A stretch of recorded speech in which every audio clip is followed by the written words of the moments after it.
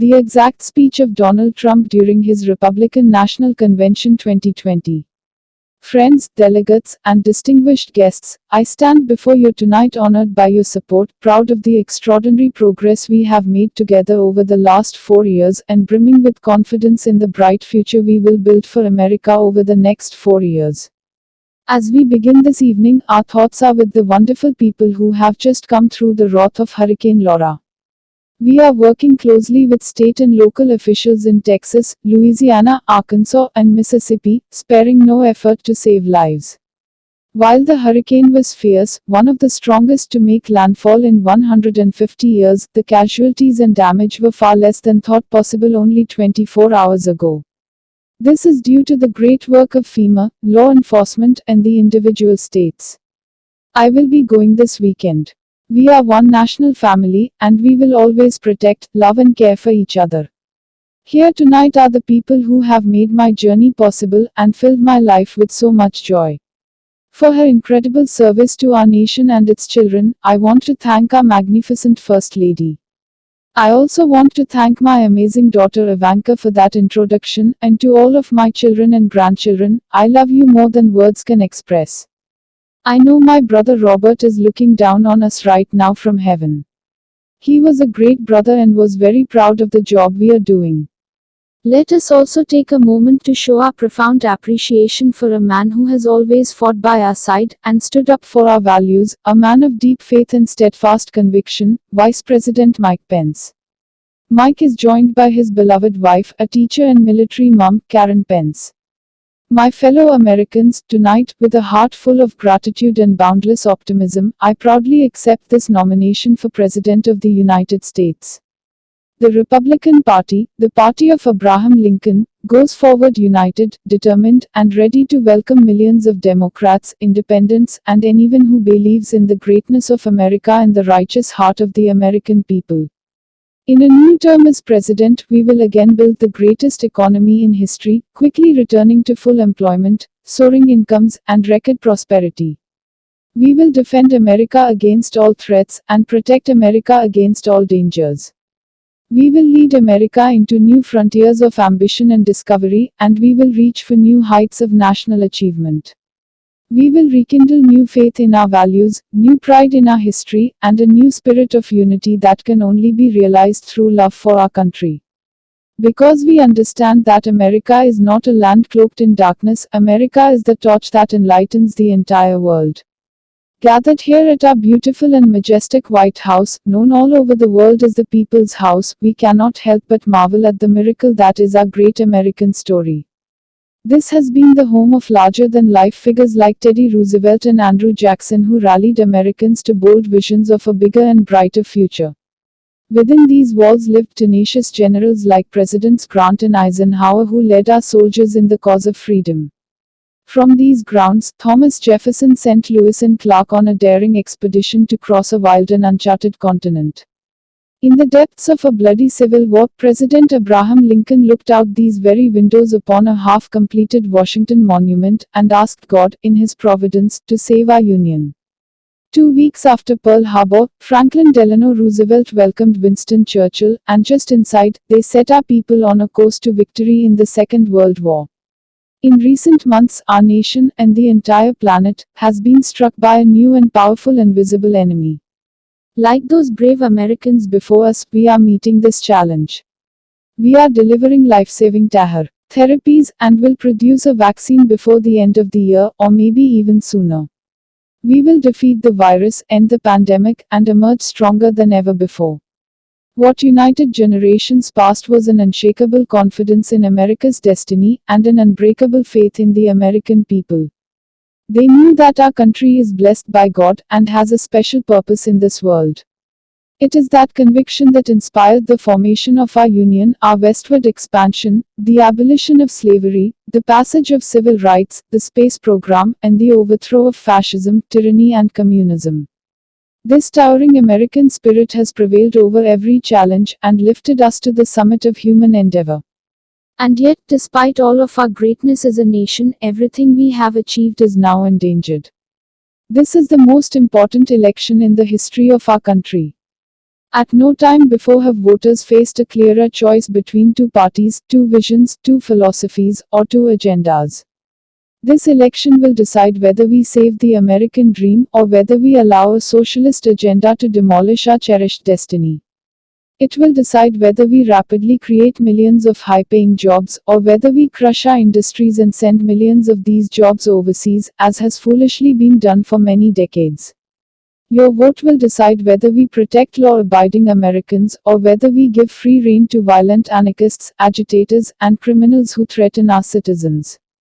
And this election will decide whether we will defend the American way of life or whether we allow a radical movement to completely dismantle and destroy it.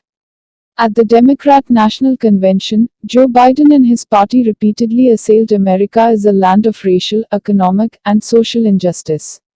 So tonight, I ask you a very simple question: how can the Democrat Party ask to lead our country when it spends so much time tearing down our country? In the left's backward view, they do not see America as the most free, just, and exceptional nation on earth. Instead, they see a wicked nation that must be punished for its sins. Our opponents say that redemption for you can only come from giving power to them. This is a tired anthem spoken by every repressive movement throughout history. But in this country, we don't look to career politicians for salvation. In America, we don't turn to government to restore our souls, we put our faith in Almighty God. Joe Biden is not the savior of America's soul, he is the destroyer of America's jobs, and if given the chance, he will be the destroyer of American greatness. For 47 years, Joe Biden took the donations of blue-collar workers, gave them hugs and even kisses, and told them he felt their pain, and then he flew back to Washington and voted to ship their jobs to China and many other distant lands. Joe Biden spent his entire career outsourcing the dreams of American workers, offshoring their jobs, opening their borders, and sending their sons and daughters to fight in endless foreign wars. 4 years ago, I ran for president because I could not watch this betrayal of our country any longer. I could not sit by as career politicians let other countries take advantage of us on trade, borders, foreign policy, and national defense. Our NATO partners, as an example, were far behind in their defense payments. But at my strong urging, they agreed to pay $130 billion more a year. This will ultimately go to $400 billion. Secretary General Stoltenberg, who heads NATO, was amazed and said that President Trump did what no one else was able to do. From the moment I left my former life behind, and a good life it was, I have done nothing but fight for you. I did what our political establishment never expected and could never forgive, breaking the cardinal rule of Washington politics.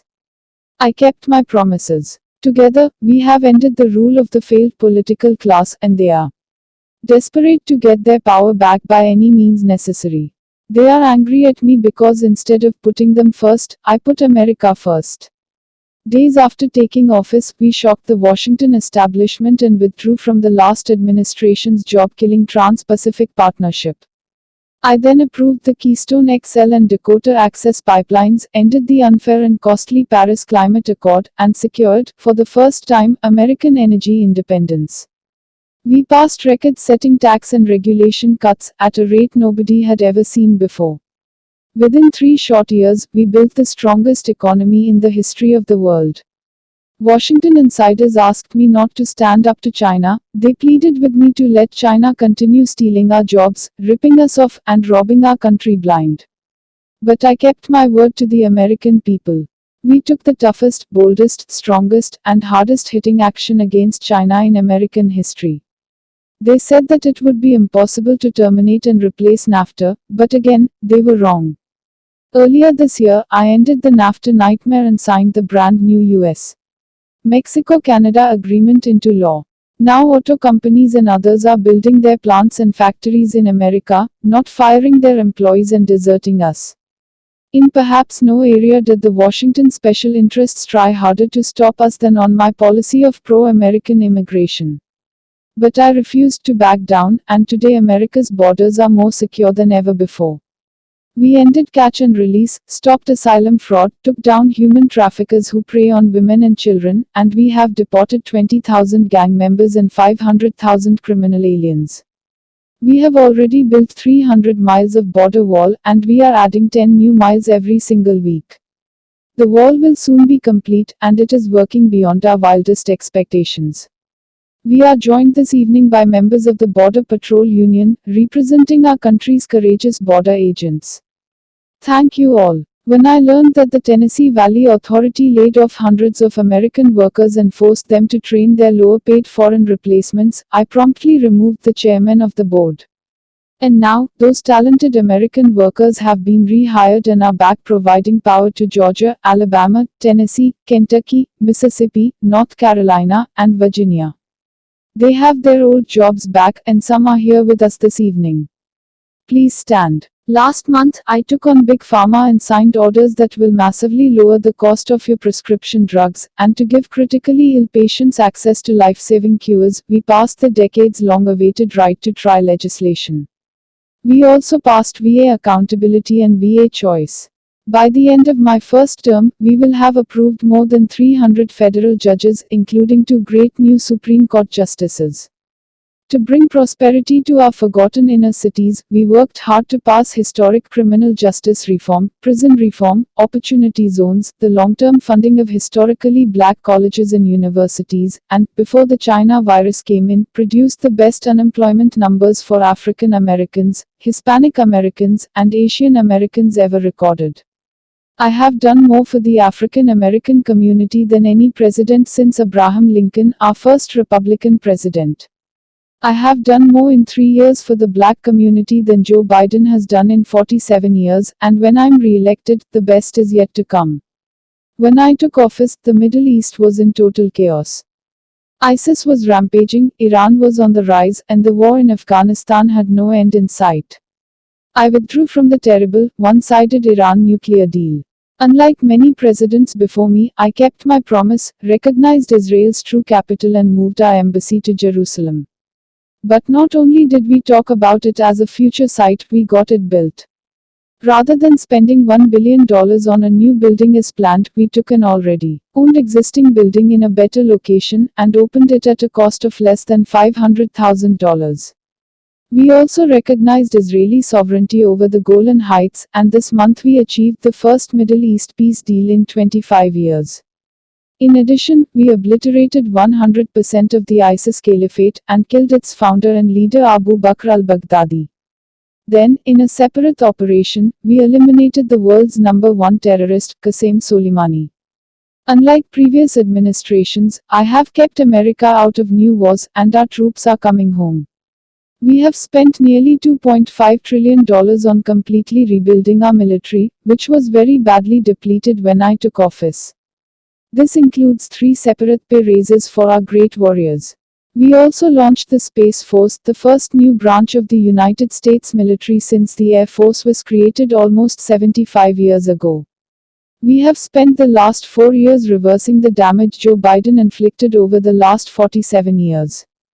Biden's record is a shameful roll call of the most catastrophic betrayals and blunders in our lifetime. He has spent his entire career on the wrong side of history. Biden voted for the NAFTA disaster, the single worst trade deal ever enacted. He supported China's entry into the World Trade Organization, one of the greatest economic disasters of all time. After those Biden calamities, the United States lost 1 in 4 manufacturing jobs. The laid-off workers in Michigan, Ohio, New Hampshire, Pennsylvania, and many other states didn't want Joe Biden's hollow words of empathy, they wanted their jobs back. As vice president, he supported the Trans-Pacific Partnership, which would have been a death sentence for the U.S. auto industry. He backed the horrendous South Korea trade deal, which took many jobs from our country. He repeatedly supported mass amnesty for illegal immigrants. He voted for the Iraq War. He opposed the mission to take out Osama bin Laden. He opposed killing Soleimani. He oversaw the rise of ISIS, and cheered the rise of China as a positive development for America and the world. That's why China supports Joe Biden and desperately wants him to win. China would own our country if Joe Biden got elected. Unlike Biden, I will hold them fully accountable for the tragedy they caused. In recent months, our nation, and the rest of the world, has been hit with a once-in-a-century pandemic that China allowed to spread around the globe. We are grateful to be joined tonight by several of our incredible nurses and first responders. Please stand and accept our profound thanks. Many Americans have sadly lost friends and cherished loved ones to this horrible disease. As one nation, we mourn, we grieve, and we hold in our hearts forever the memories of all of those lives so tragically taken. In their honor, we will unite. In their memory, we will overcome. When the China virus hit, we launched the largest national mobilization since World War II. Invoking the Defense Production Act, we produced the world's largest supply of ventilators. Not a single American who has needed a ventilator has been denied a ventilator. We shipped hundreds of millions of masks, gloves, and gowns to our frontline healthcare workers. To protect our nation's seniors, we rushed supplies, testing kits, and personnel to nursing homes and long-term care facilities. The Army Corps of Engineers built field hospitals, and the Navy deployed our great hospital ships. We developed, from scratch, the largest and most advanced testing system in the world. America has tested more than every country in Europe put together, and more than every nation in the Western Hemisphere combined. We have conducted 40 million more tests than the next closest nation. We developed a wide array of effective treatments, including a powerful antibody treatment known as convalescent plasma that will save thousands of lives. Thanks to advances we have pioneered, the fatality rate has been reduced by 80% since April. The United States has among the lowest case fatality rates of any major country in the world. The European Union's case fatality rate is nearly 3 times higher than ours. Altogether, the nations of Europe have experienced a 30% greater increase in excess mortality than the United States. We enacted the largest package of financial relief in American history. Thanks to our Paycheck Protection Program, we have saved or supported more than 50 million American jobs. As a result, we have seen the smallest economic contraction of any major Western nation, and we are recovering much faster. Over the past 3 months, we have gained over 9 million jobs, a new record. Unfortunately, from the beginning, our opponents have shown themselves capable of nothing but a partisan ability to criticize. When I took bold action to issue a travel ban on China, Joe Biden called it hysterical and xenophobic. If we had listened to Joe, hundreds of thousands more Americans would have died. Instead of following the science, Joe Biden wants to inflict a painful shutdown on the entire country. His shutdown would inflict unthinkable and lasting harm on our nation's children, families, and citizens of all backgrounds. The cost of the Biden shutdown would be measured in increased drug overdoses, depression, alcohol addiction, suicides, heart attacks, economic devastation, and more. Joe Biden's plan is not a solution to the virus, but rather a surrender. My administration has a different approach. To save as many lives as possible, we are focusing on the science, the facts, and the data. We are aggressively sheltering those at highest risk, especially the elderly, while allowing lower-risk Americans to safely return to work and school. Most importantly, we are marshalling America's scientific genius to produce a vaccine in record time. Under Operation Warp Speed, we have 3 different vaccines in the final stage of trials right now, years ahead of what has been achieved before. We are producing them in advance, so that hundreds of millions of doses will be quickly available. We will have a safe and effective vaccine this year, and together we will crush the virus. At the Democrat convention, you barely heard a word about their agenda. But that's not because they don't have one. It's because their agenda is the most extreme set of proposals ever put forward by a major party nominee. Joe Biden may claim he is an ally of the light, but when it comes to his agenda, Biden wants to keep you completely in the dark. He has pledged a $4 trillion tax hike on almost all American families, which will totally collapse our rapidly improving economy and once again record stock markets. On the other hand, just as I did in my first term, I will cut taxes even further for hardworking moms and dads, not raise them. We will also provide tax credits to bring jobs out of China back to America, and we will impose tariffs on any company that leaves America to produce jobs overseas. We'll make sure our companies and jobs stay in our country, as I've already been doing. Joe Biden's agenda is made in China. My agenda is made in the USA. Biden has promised to abolish the production of American oil, coal, shale, and natural gas, laying waste to the economies of Pennsylvania, Ohio, Texas, North Dakota, Oklahoma, Colorado, and New Mexico. Millions of jobs will be lost, and energy prices will soar. These same policies led to crippling power outages in California just last week. How can Joe Biden claim to be an ally of the light when his own party can't even keep the lights on? Joe Biden's campaign has even published a 110-page policy platform co-authored with far-left Senator Bernie Sanders. The Biden-Bernie manifesto calls for suspending all removals of illegal aliens, implementing nationwide catch and release, and providing illegal aliens with free taxpayer-funded lawyers. Joe Biden recently raised his hand on the debate stage and promised to give away your healthcare dollars to illegal immigrants. He also supports deadly sanctuary cities that protect criminal aliens. He promised to end national security travel bans from jihadist nations, and he pledged to increase refugee admissions by 700%.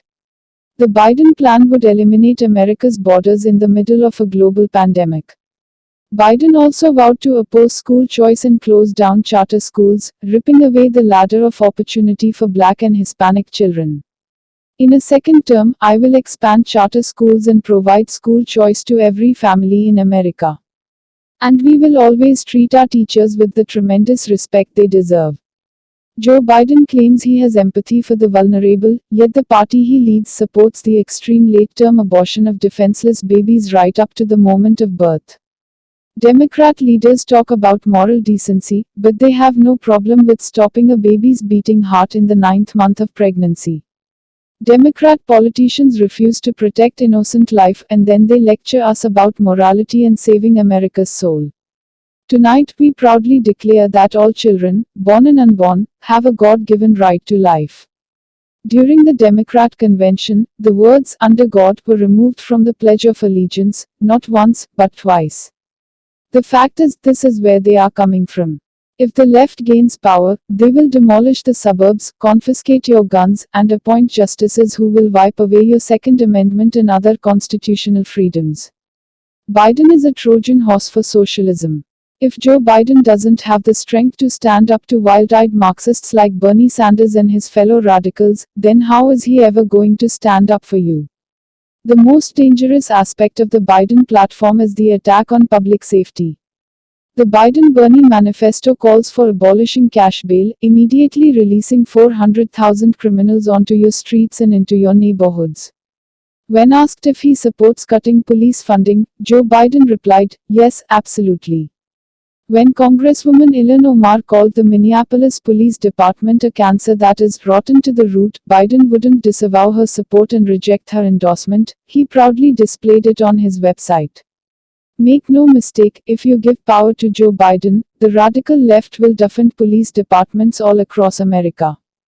They will pass federal legislation to reduce law enforcement nationwide. They will make every city look like Democrat-run Portland, Oregon. No one will be safe in Biden's America.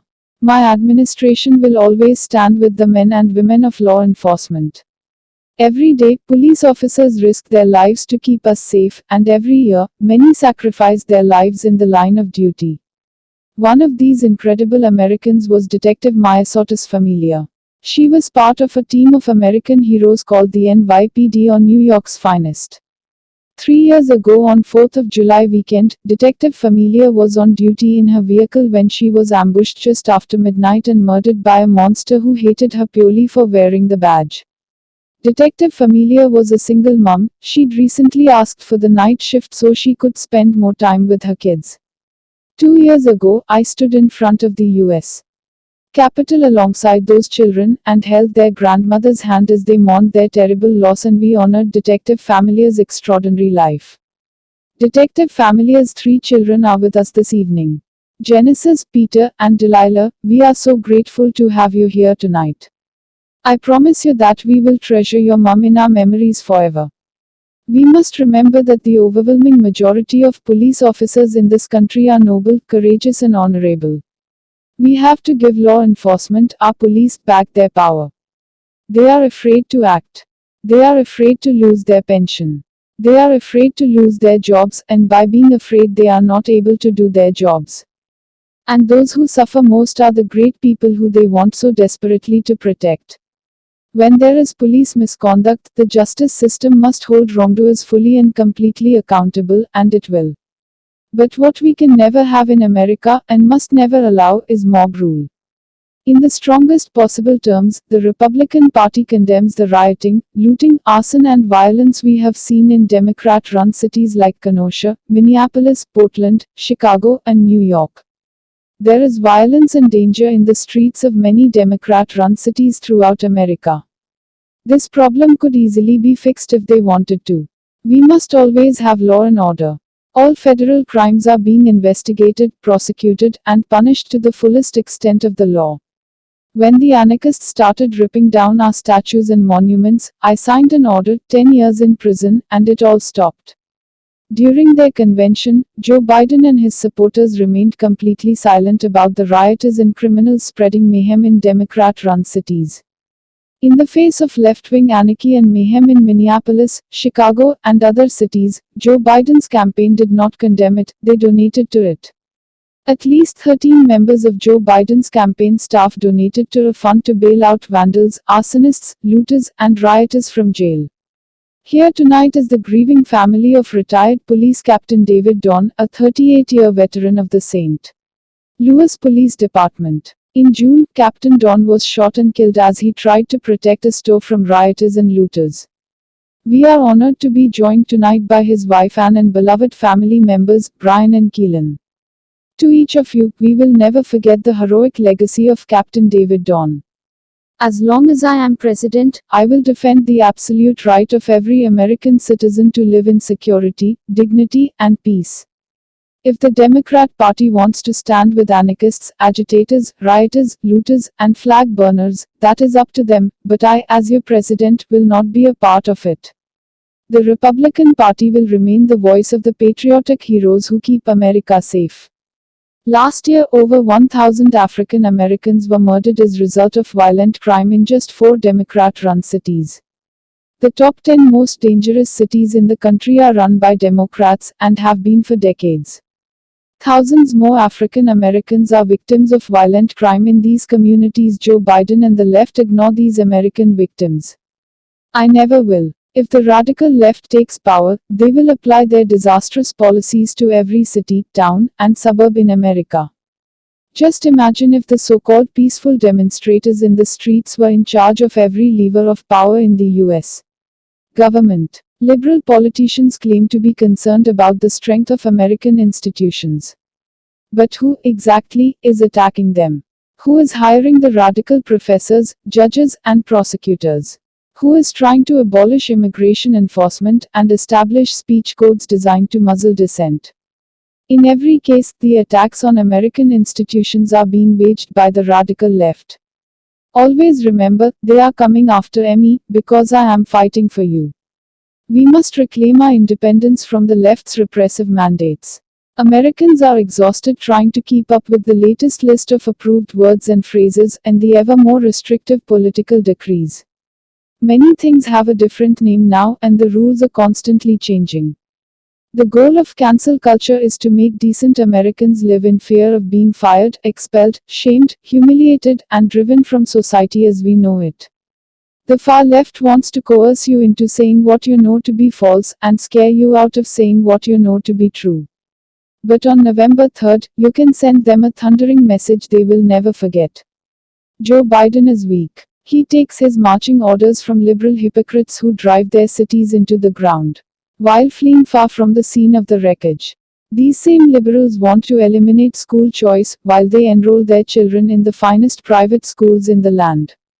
They want to open our borders while living in walled-off compounds and communities. They want to defund the police, while they have armed guards for themselves. This November, we must turn the page forever on this failed political class.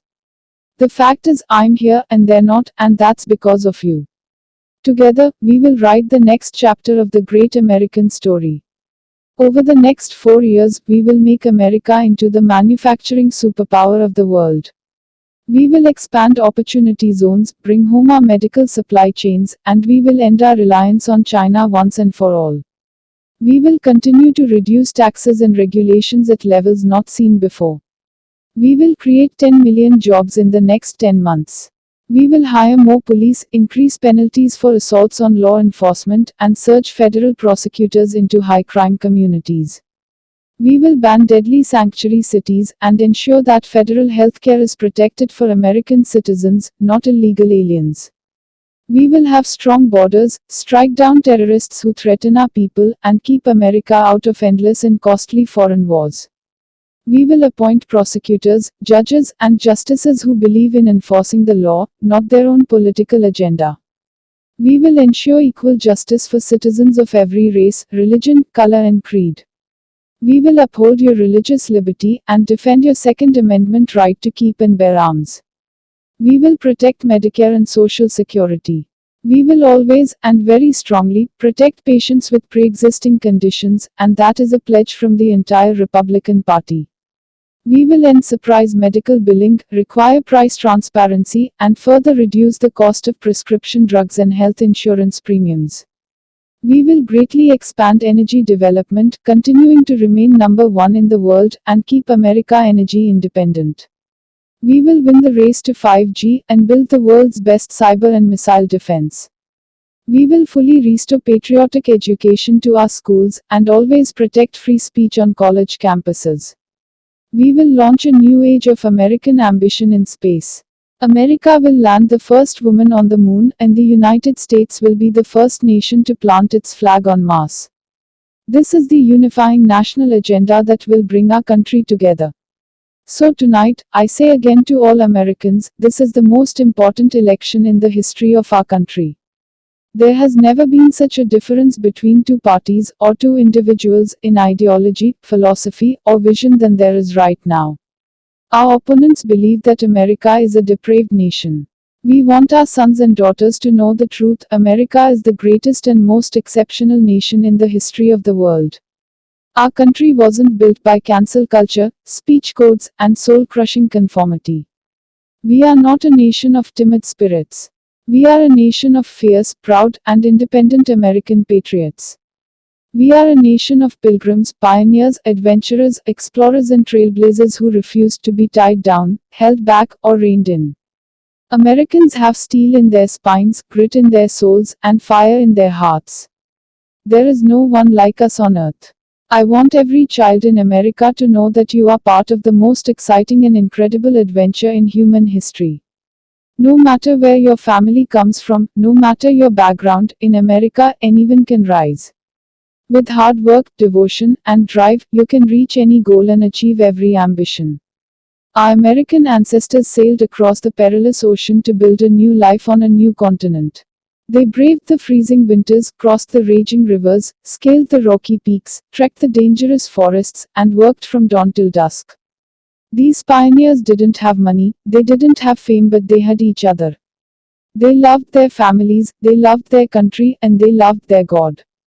When opportunity beckoned, they picked up their Bibles, packed up their belongings, climbed into covered wagons, and set out west for the next adventure. Ranchers and miners, cowboys and sheriffs, farmers and settlers, they pressed on past the Mississippi to stake a claim in the wild frontier. Legends were born: Wyatt Earp, Annie Oakley, Davy Crockett, and Buffalo Bill. Americans built their beautiful homesteads on the open range. Soon they had churches and communities, then towns, and with time, great centers of industry and commerce. That is who they were. Americans build the future, we don't tear down the past. We are the nation that won a revolution, toppled tyranny and fascism, and delivered millions into freedom. We laid down the railroads, built the great ships, raised up the skyscrapers, revolutionized industry, and sparked a new age of scientific discovery. We set the trends in art and music, radio and film, sport and literature, and we did it all with style, confidence, and flair. Because that is who we are. Whenever our way of life was threatened, our heroes answered the call. From Yorktown to Gettysburg, from Normandy to Iwo Jima, American patriots raced into cannon blasts, bullets and bayonets to rescue American liberty. But America didn't stop there. We looked into the sky and kept pressing onward. We built a 6 million-pound rocket and launched it thousands of miles into space. We did it so that two brave patriots could stand tall and salute our wondrous American flag planted on the face of the moon. For America, nothing is impossible. Over the next 4 years, we will prove worthy of this magnificent legacy. We will reach stunning new heights. And we will show the world that, for America, no dream is beyond our reach. Together, we are unstoppable. Together, we are unbeatable. Because together, we are the proud citizens of the United States of America. And on November 3rd, we will make America safer, we will make America stronger, we will make America prouder, and we will make America greater than ever before. Thank you, God bless you. God bless America,